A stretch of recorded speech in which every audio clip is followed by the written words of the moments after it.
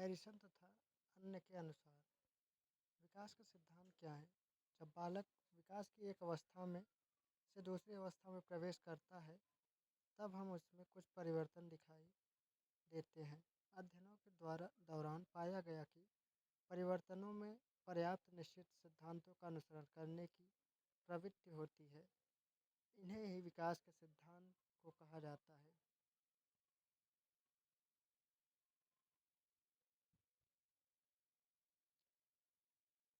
इन्हीं सिद्धांतों के द्वारा की विकास की प्रक्रिया नियंत्रित होती है, जो इस प्रकार होता है। तो आइए समझते हैं इनके बारे में।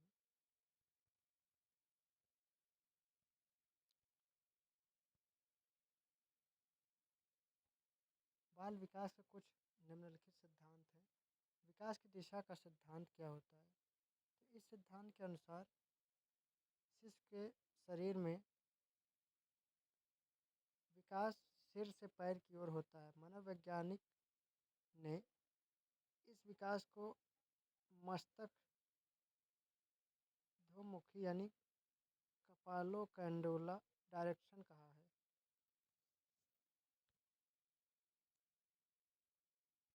इसमें पहले शिशु का सिर, फिर धड़ व इसके पश्चात हाथ पैर का विकास होता है।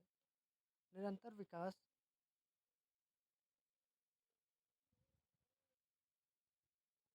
निरंतर विकास का सिद्धांत स्किनर के अनुसार विकास प्रक्रियाओं के निरंतरता का सिद्धांत केवल इस तथ्य पर बल देता है कि व्यक्ति में कोई परिवर्तन नहीं होता।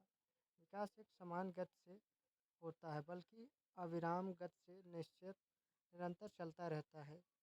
विकास की गति कभी तेज कभी धीमी रहती है। विकास क्रम का सिद्धांत क्या होता है?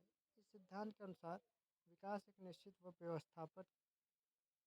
व्यवस्थित क्रम से होता है। बालक का गति संबंधी व भाषा संबंधी विकास एक क्रम में होता है। जैसे तीसरे माह में गले और बालक की एक विशेष प्रकार की आवाज़ निकालना, छठे माह से खिलखिलाकर हंसना, सातवें माँ व दा आदि शब्दों का बोलने का प्रयत्न करना। विकास की गति में व्यक्तिगत भिन्नता का सिद्धांत होता है। वैज्ञानिक अध्ययन या सिद्धांत सिद्ध करते हैं कि विभिन्न व्यक्तियों के विकास की गति में भिन्नता होती है।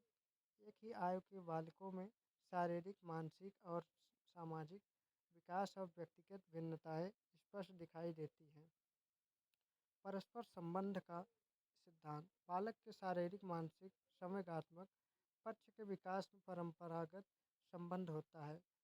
परस्पर शारीरिक विकास के साथ ही साथ उसकी रुचि व ध्यान व्यवहार में भी परिवर्तन हो जाता है।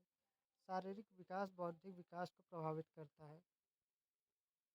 समान प्रतिमान का सिद्धांत इस सिद्धांत के अनुसार मानव जाति के शिशुओं में विकास के प्रति एक ही अर्थात उनके विकास में किसी प्रकार का अंतर नहीं होता है।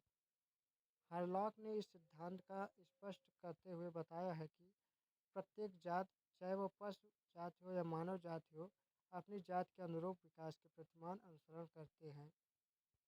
सामान्य से विशिष्ट प्रतिक्रियाओं का सिद्धांत इस सिद्धांत के अनुसार विकास के समस्त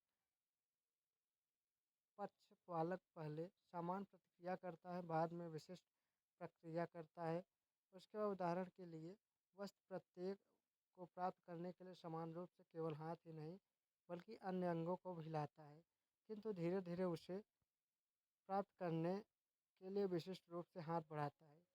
वंशानुक्रम व वातावरण के मध्य अंतःक्रिया का सिद्धांत बालक का विकास वंशानुक्रम व वातावरण की अंतःक्रिया इंटरेक्शन के कारण होता है। इसके आगे शिशु का विकास नहीं कर सकता।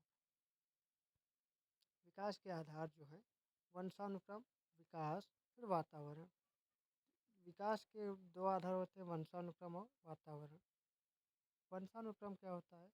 डगलस व हाईलैंड के अनुसार व्यक्ति के वंशानुक्रम में सभी शारीरिक बनावटें, शारीरिक विशेषताएं या क्रियाएं, क्षमताएं सम्मिलित रहती हैं, जिनको वह अपने माता पिता अन्य पूर्वजों से प्राप्त होती है। बालक को न केवल अपने माता पिता से बल्कि अन्य पूर्वजों से अनेक शारीरिक व मानसिक गुण इसी प्राप्त होता है। इसी को वंश परंपरा आनुवांशिकता पैतृकता व वंशानुक्रम आदि नाम दिए गए हैं। वंशानुक्रम का प्रभाव मन दोनों पर पड़ता है। विभिन्न प्रयोगों के लिए दिखाया गया है कि यह सिद्ध किया गया है कि विकास की क्रिया में वंशानुक्रम आधार होता है।